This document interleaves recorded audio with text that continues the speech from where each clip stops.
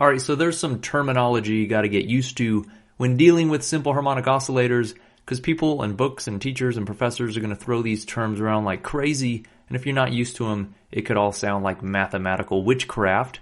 So the first term you got to know is that if you displace a mass from equilibrium, and why wouldn't you do that? That's how you get the thing to oscillate, by displacing it from equilibrium.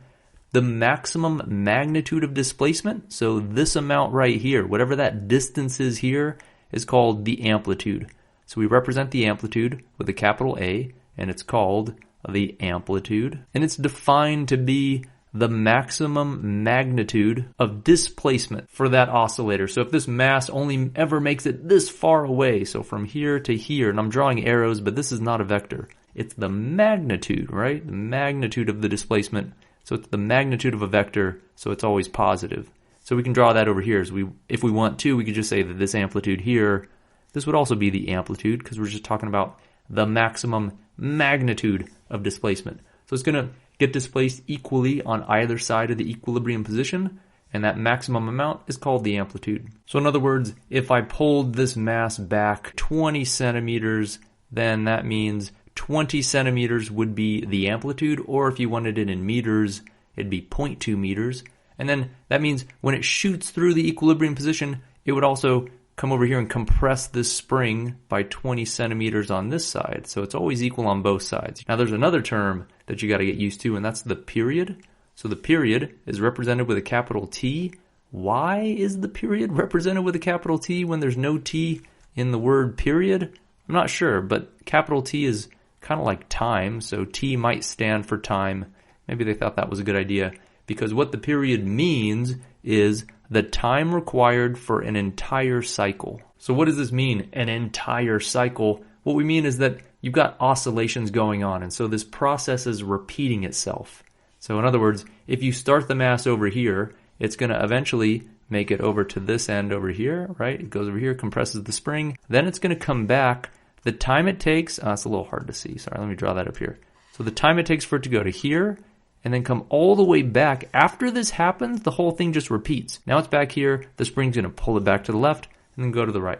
Then it's going to pull it back to the left, push it back to the right. So this process is repeating itself. There's not something new happening. It's just the same process over and over. The time it takes to go through one entire cycle, i.e. the time it takes to reset, essentially. Once this entire system resets to the same position, that's the period.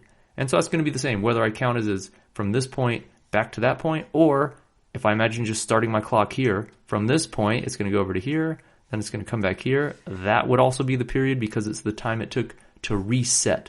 So the time it takes for this process to reset is what we call the period. It'll be given in seconds, and so for the sake of making this a little less abstract, let's say, for example, the period of this mass on a spring was 6 seconds. What would that mean? It would mean that it took 6 seconds for the mass to go from this point and then all the way back to that point, resetting itself. Now, this is getting kind of messy, and honestly, for that reason, people often draw what the simple harmonic oscillator looks like on a graph. It turns out to be particularly elegant and useful to represent these ideas on a graph, because look if you just drew what's happening, you'd be like, all right, the mass goes here, and then there, and then there, and then there. You're drawing all over yourself, and so that's kind of ugly looking. It's better to represent this on a graph. What would that look like? So let me get rid of this. It would look like this. You'd have a graph of the horizontal position, x. So what does that mean? That means this. So we're essentially graphing what this is. This is x, the horizontal position as a function of time. Now already you might be upset. You might be like, wait a minute, why did we stick the horizontal position on the vertical axis? Isn't that a dumb thing to do? Well, perhaps, but long ago physicists decided, you know what?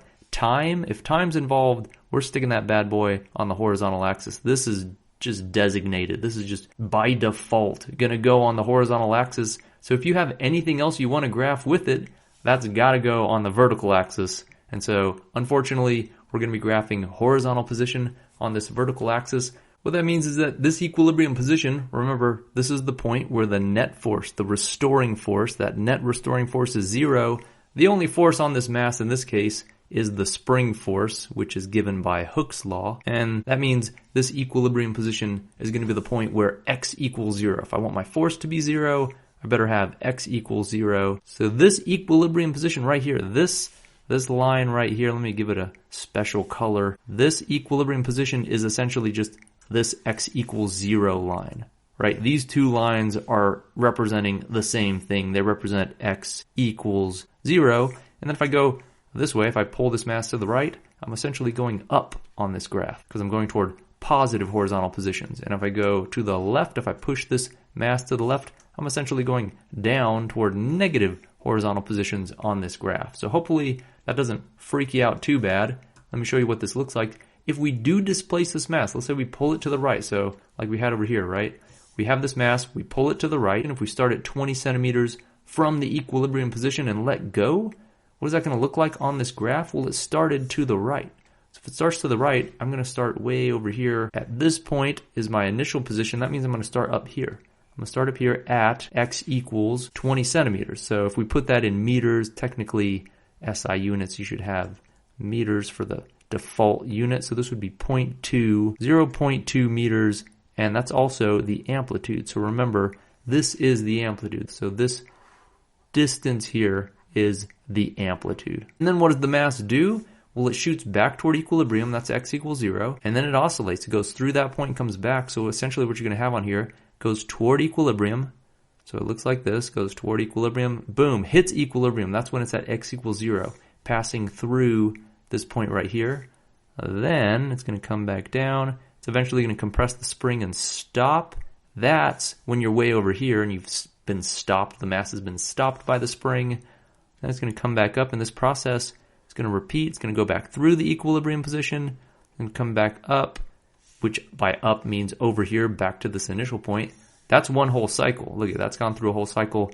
Ugh, I kind of made this a little too high.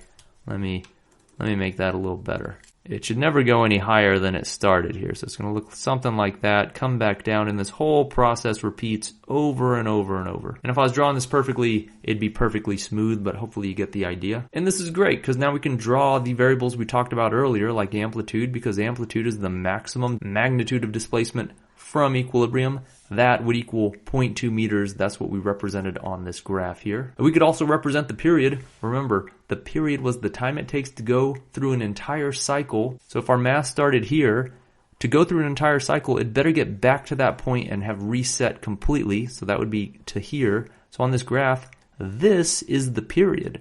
So the time it took to do that is one whole period. That would be the period t, which, if we recall what we said earlier, we said that the period was 6 seconds. So if it really is 6 seconds, we could say that this here would be, if we count this is time t equals 0, this would be 6 seconds. This would be 3 seconds. That'd be half of a period or half of a cycle. This would be 9 seconds.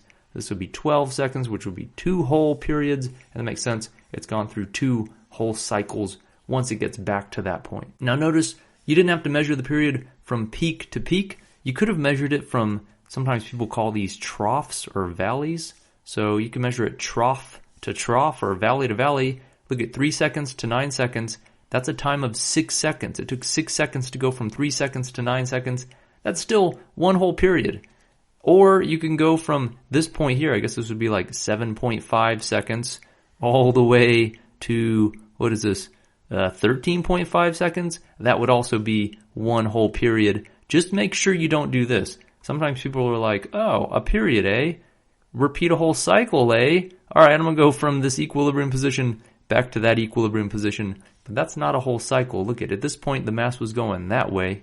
And at this point, the mass was going that way. So you can't start your clock when the mass is going that way.